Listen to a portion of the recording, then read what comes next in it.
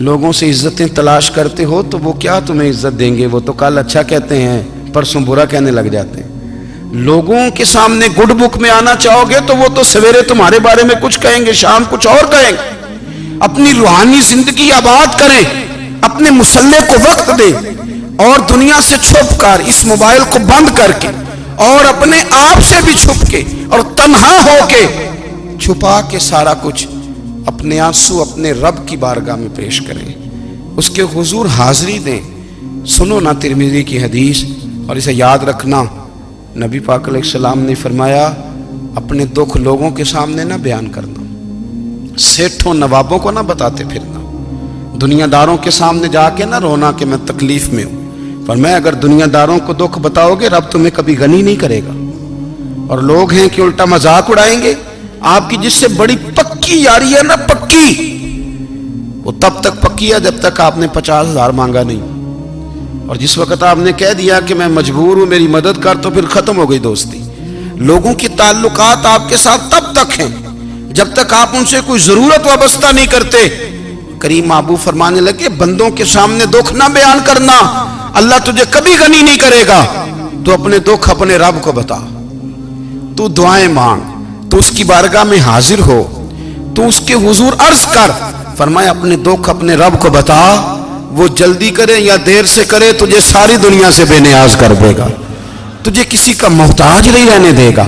اپنے مسلح کو، اپنی دعاؤں، ایک بزرگ فرماتے ہیں میں نے دعا مانگنے کا طریقہ اپنی بیوی سے سیکھا،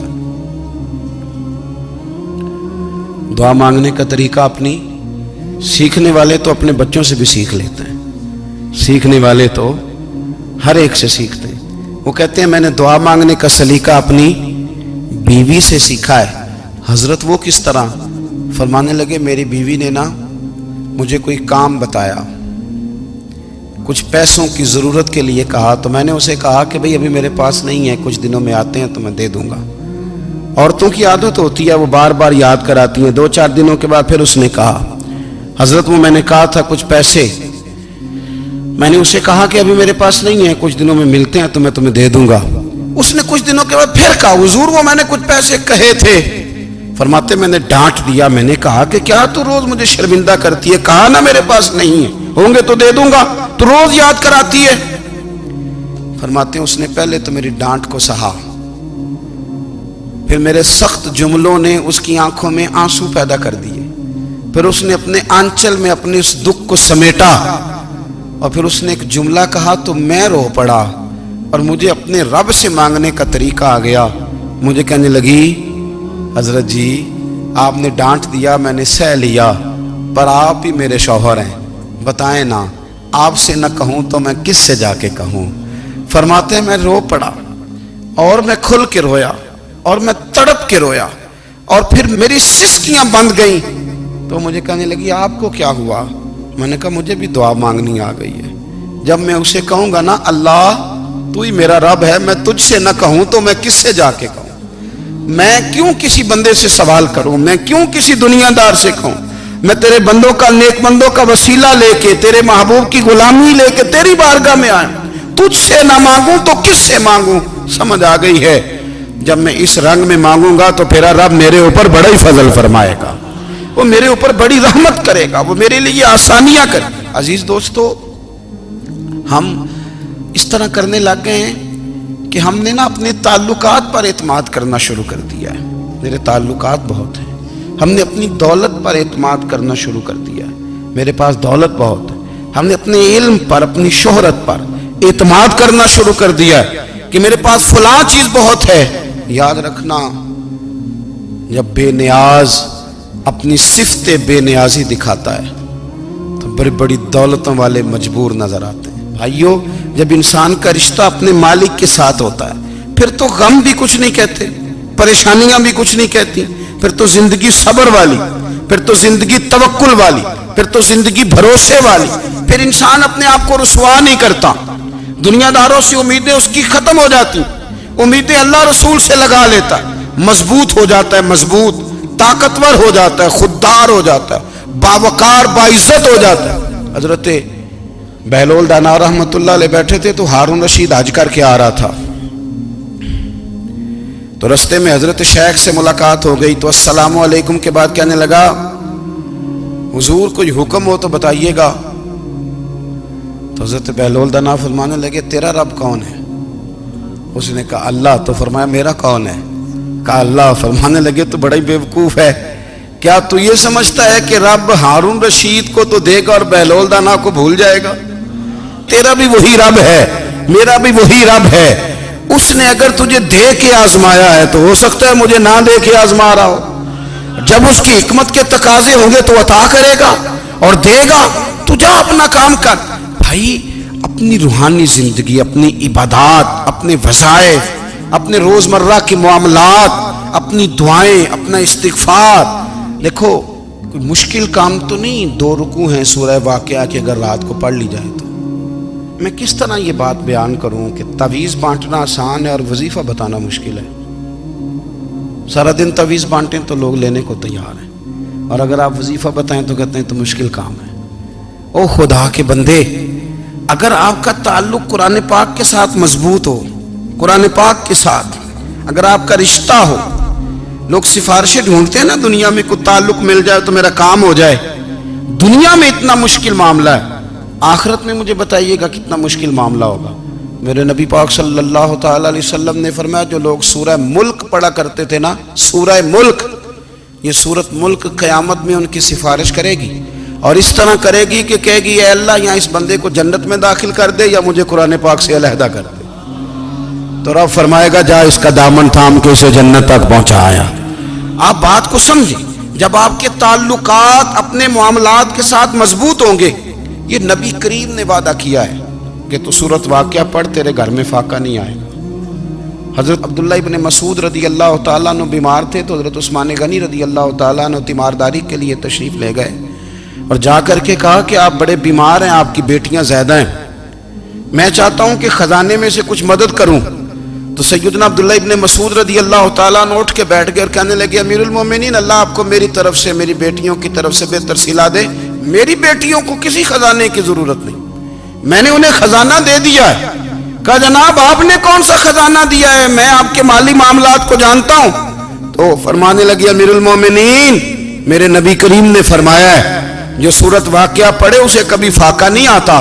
میں نے بیٹیوں کو یاد کرا دی ہے، یہ خزانہ میں نے انہیں دے دیا ہے. وہ سارے والدین سنیں جو بیٹیوں کے لیے پریشان رہتے. حضرت عبداللہ ابن مسعود نصیحت کر رہے ہیں، فرمانے لگے میں نے سورت واقعہ یاد بھی کرا دی ہے، پڑھنے کی عادت بھی ڈال دی ہے. حضور نے فرمایا ہے جو سورت واقعہ پڑھے اسے فاقہ نہیں آتا. کہنے لگے چاند تو اپنی جگہ چھوڑ سکتا ہے، سورج گر سکتا ہے، تارے ٹوٹ سکتے ہیں، پر مدینے والے رسول کی بات غلط نہیں ہو سکتی. حضور نے فرمایا فاقہ نہیں آئے گا تو انشاءاللہ کبھی بھی نہیں آئے گا. کرنے کا کام یہ ہے کہ ہم اپنے معاملات، اپنی عبادات، اپنی دعائیں کبھی 10 منٹ عادت ہو جائے نا دعا مانگنے کی علیحدہ سے رات کو. حضور نے فرمایا جو فرض نماز کے بعد دعا مانگے اللہ اس کی قبول کر لیتا ہے.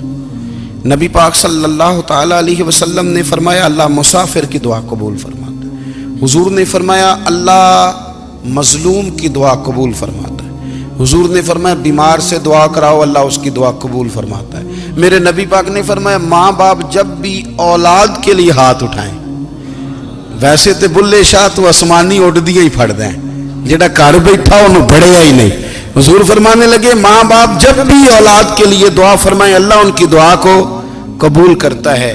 آپ اپنا تعلق بنائیں دعا کے ساتھ، عبادت کے ساتھ، مصلی کے ساتھ رشتہ بنائیں، استغفار پڑھیں. صلاح الدین ایوبی صلیبی جنگوں میں تھے، رات کو مسجد اقصیٰ میں نماز پڑھی تو پریشان تھے. ایک بزرگ سے ملاقات ہوئی تو وہ کہنے لگے کہ آپ بڑے پریشان ہیں. کہنے لگے حضور پریشان اس لیے ہوں کہ پہلے ہی مسلمان کمزور ہے، اب میں نے سنا ہے دشمن کا ایک بحری بیڑا وہ جنگی سامان سے بھرا ہوا آ رہا ہے، تو اب ان کے پاس اور تلواریں اور نیزے آ جائیں گے، مسلمانوں کے پاس پہلے ہی وسائل کی کمی ہے، پریشان ہو کس طرح کر کے مقابلہ کریں گے. یہ بات کہتے ہی صلاح الدین ایوبی نے بزرگوں سے کہا حضور آپ بھی دعا کرنا. دعا کی بڑی طاقت ہے. میرے نبی پاک نے فرمایا دعا مومن کا ہتھیار ہے. دعا مومن کا حضور نے فرمایا تقدیر کو سوائے دعا کے کوئی چیز نہیں بدل سکتی. دعا مومن کا ہتھیار ہے. یہ کافر کے پاس کوئی نہیں، یہ ہتھیار ہے مومن کا. اللہ کرے آپ کو سمجھ آئے. پھر سنیں، کئی بار کہہ چکا ہوں یہ ہتھیار ہے. کافر کے مقابلے میں جو تیرے پاس سب سے بڑا ہتھیار ہے وہ دعا ہے. دعائیں کرانی چھوڑ دی، کرنی چھوڑ دی، لینی چھوڑ دی. حضرت سیدنا انس بن مالک رضی اللہ تعالیٰ عنہ فرمایا کرتے تھے میں نے وہ رنگ دیکھا ہے جب حضور دعا مانگتے تھے اور حضور کی مقدس آنکھوں میں آنسو بھی ساتھ ہی بہا کرتے تھے. میں نے وہ انداز دیکھا ہے. تو صلاح الدین ایوبی بزرگ سے کہنے لگے آپ بھی دعا کیجیے، اور لگے اور سر سجدے میں رکھ کے رونے لگے اور عشاء سے لے کر فجر تک روئے، خوب روئے. صبح وہ بزرگ آئے تو صلاح الدین ایوبی کا خوبصورت اور ہنستا ہوا چہرہ دیکھا. کہنے لگے آپ بڑے خوش ہیں، رات تو میں نے بڑے روتے ہوئے دیکھا تھا. تو کہنے لگے حضور وہ جو بحری بیڑا آ رہا تھا نا وہ پانی میں ڈوب گیا ہے، اب وہ نہیں آ رہا. ابھی خبر آئی ہے تو میں بڑا خوش ہوں. بزرگ کہنے لگے اٹھ سینے سے لگ اور سن ایک بات، وہ بحری بیڑا پانی میں نہیں ڈوبا، وہ تیرے آنسوؤں میں ڈوب گیا ہے. وہ جو تو رات رویا ہے نا رب کریم کی بارگاہ میں تو وہ ڈوب گیا ہے. حضرت عائشہ صدیقہ رضی اللہ تعالیٰ عنہ فرماتی ہیں ایک عورت تھی اور اسے نبی پاک صلی اللہ تعالیٰ علیہ وسلم نے نا وہ کلمہ پڑھ کے مسلمان ہوئی، مدینہ طیبہ آ گئی تو حضور نے مسجد نبوی شریف میں اس کے لیے مکان، ایک سادہ سا کمرہ ساتھ مسجد کے بنوا دیا، وہیں رہنے لگی. اکثر وہ سیدہ طیبہ کے پاس آتی تو حضرت عائشہ صدیقہ رضی اللہ تعالیٰ عنہ فرماتی ہیں وہ بڑی باتیں سناتی اور آخر میں کہتی وہ ہار والا دن بھی بڑا عجیب دن تھا اور میرے رب کی قدرتوں کا دن تھا، وہ بھی بڑا عجیب دن تھا. سیدہ عائشہ صدیقہ رضی اللہ تعالیٰ عنہ ایک دن فرمانے لگی کہ تو ہار والے دن کا بڑا ذکر کرتی ہے، وہ کیا دن تھا؟ تو خاتون کہنے لگی اماں جی وہ دن تھا جب میرے رب پر بھروسہ اور مضبوط ہو گیا، جس دن میرا اپنے رب پر توکل اور بڑھا، میرے ایمان میں یقین میں اور پختگی آئی. کہنے لگی میں ایک گھر کی کنیز تھی، نوکرانی تھی، اس گھر میں ایک بچی تھی جس کے پاس سونے چاندی ہیرے جواہرات کا ہار تھا. اس زمانے میں نا چمڑے کے اوپر لوگ ہیرے جواہرات لگاتے تھے، کئی دفعہ سرخ رنگ کے چمڑے پہ لگائے جاتے تھے. وہ بچی پہنتی تھی تو کہتی ہوں بچی کے اس نے اتار کے رکھا یا اس سے گرا وہ ہار تو چیل اسے اٹھا کے لے گئی گوشت سمجھ کے اور میرے سامنے اٹھا کے لے گئی. گھر والوں نے مجھ سے پوچھا، یہ بخاری میں موجود ہے، گھر والوں نے پوچھا مجھ سے کہ وہ ہار کہاں ہے تو میں نے کہا چیل اٹھا کے لے گئی. گھر میں کچھ چوری ہو جائے تو سب سے پہلا الزام کس پہ لگتا ہے؟ ملازمین پہ. کہتے انہوں نے مجھے بڑا مارا، بڑی تکلیف تھی، حتیٰ کہ میری شرمگاہ تک کی تلاشی لی، میری عزت اتنی خراب کی میں بتا نہیں سکتی. میں نے اپنی زندگی میں ایک واقعہ دیکھا، ایک امیر گھر میں چوری ہو گئی، ملازم کو اتنا مارا کہ وہ چارپائی پہ پڑ گیا. پولیس والوں سے اتنی مار پروائی گئی کہ وہ بیچارہ چارپائی پہ پڑ گیا اور پھر وہ اتنا بیمار ہوا اور کچھ دنوں کے بعد پتہ چل گیا کہ چور تو اپنا بیٹا ہے ان کا. پھر اس کا انتقال ہو گیا. اب وہ سیٹھ صاحب اور گھر والے آ کے نا مرنے والے کے کان میں معافیاں مانگ رہے ہیں، کان میں. تو میں نے ان سے پھر کہا تھا کہ یہ تو اب چلا گیا ہے، تمہارا زور چلتا تھا نا تو تم نے قانون خریدا اور تم نے اسے جس نہ ہو سکا تم نے اسے مار پڑوائی. تمہارے پاس جو عدالتیں تھیں تم نے وہاں کاروائی کی، اب ایک عدالت قیامت کے دن لگے گی. یہ کمزور تھا نا، کچھ کر نہیں سکا. میرے نبی پاک صلی اللہ علیہ وسلم نے فرمایا سن لو، اگر سینگ والی بکری نے بغیر سینگ والی بکری کو تکلیف دی ہوگی نا تو قیامت کے دن اسے بھی بدلہ دینا پڑے گا کہ تیرے پاس سینگ تھے اور تو نے اسے مارا تھا. وہ خاتون عرض کرتی ہے سیدہ عائشہ کی خدمت میں کہ مجھے بڑا مارا، مجھے تکلیف دی. میں کہہ رہی تھی کہ میرے سامنے چیل لے گئی ہے پر وہ نہیں مان رہے تھے. اماں جی انہوں نے مجھے بڑا مارا. حضرت عائشہ صدیقہ کہتی ہیں پھر کیا ہوا؟ کہنے لگی اماں جی جب کوئی میرا مددگار نہ رہا، مجھے تکلیف دے رہے تھے، رسوا کر رہے تھے، تو میں نے اپنے رب سے مدد چاہی، میرے رب کی طرف میں نے توجہ کی. میں نے کہا مالک اب تو ہی میرا مددگار ہے، कहती है वो मुझे मार रहे थे तो वो चील जो हार ले गई थी वही लेके वापस आ गई, और हमारे सरों के करीब ला के उसने जब उस हार को फेंका, वो मुझे छोड़ के साइड पे हुए, वो मेरी बेगुनाही जान गए। लेकिन आपको बताऊं, उस दिन से मेरा अपने रब पर यकीन और बढ़ गया। मुझे समझ आ गई कि जब इंसान पूरा टूट जाता है और जब कोई चारों जानिब उसका मददगार नहीं होता, तो रब तो होता है ना, अल्लाह तो उसका मददगार होता है ना, वो तो फिर अपने उस बंदे की मदद करता है ना, फिर वो तो तवानाई देता है ना, वो तन्हा नहीं छोड़ता, वो तो आंसुओं वालों के आंसुओं पे बड़ा करम फरमाता है, वो तो कसम पुरसी में आ जाता है, उसकी रहमत बढ़ के इस्तकबाल कर लेती। ओ मेरी मिल्लत के जवानों, मजा नहीं आ जाता जब सारी दुनिया सोई हो, सारी दुनिया, और बिस्तर भी गर्म हो और नींद भी पूरा गलबा कर रही हो, और अचानक घंटी बजे दिमाग में, आंख खुले, घड़ी पे नजर पड़े, 3:30-4 बजे का पैगाम घड़ी बताए, और कोई चढ़ती जवानी वाला उठ के वुजू करे, और जब वो मुसल्ला खोल के बिछाए तो मदीने वाले महबूब कहते हैं कि हर नमाज पे रब सवाब देता है, और जो उठ के तहज्जुद की नमाज पढ़े उसे देख के तो रब मुस्कुराता है, जो उसकी शान के लायक है, जो उसकी शान के लायक, वो मुस्कुराता है, खुश होता है कि मेरा बंदा तहज्जुद में उठ गया, वो मुस्कुराता है। काश हमारी सुबहें कभी अपने मालिक के नाम हो जाएं, काश के सुबह। हजरत अबुल हसन रहमतुल्लाह ताला अलैह हजरत माज इब्ने जबल रदी अल्लाह ताला अन्हु के पास बैठा करते थे। फरमाते हैं उनसे जो प्यार बढ़ा तो फिर मेरा मुसल्ले से भी बढ़ गया। ताबीएं फरमाते हैं सहाबी रसूल से मोहब्बत हुई तो जिक्र से भी हो गई, फिर दुरूद शरीफ से भी हो गई। मोहब्बत उनसे बढ़ी तो फिर अल्लाह ने मस्जिद का प्यार भी बढ़ा दिया। आप फरमाते हैं कि मेरी हर वक्त तबीयत चाहती थी कि बस अल्लाह अल्लाह करूं, बस अल्लाह अल्लाह करूं, बस ना मैं ज़रा थोड़ी जान छुड़ाऊं लोगों से, कुछ 10 मिनट मिले तो मैं कुछ 4 नफल पढ़ लूं, मैं थोड़ा सा ना बचूं लोगों से, और मुझे तस्बीह मिले तो मैं ना कुछ 400-500 दफा इस्तिगफार पढ़ूं, सुभान अल्लाह, अल्हम्दुलिल्लाह, अल्लाहु अकबर, ला हौला वला कुव्वता इल्ला बिल्लाह, मैं ना तस्बीहात पढ़ूं। फरमाते हैं कि बच्चे थे घर में 6-7, गुर्बत थी, काम मिलता कोई नहीं था, और मैं काम चोर नहीं था, काम ढूंढता था, पर अल्लाह की कुदरत के काम नहीं मिलता था।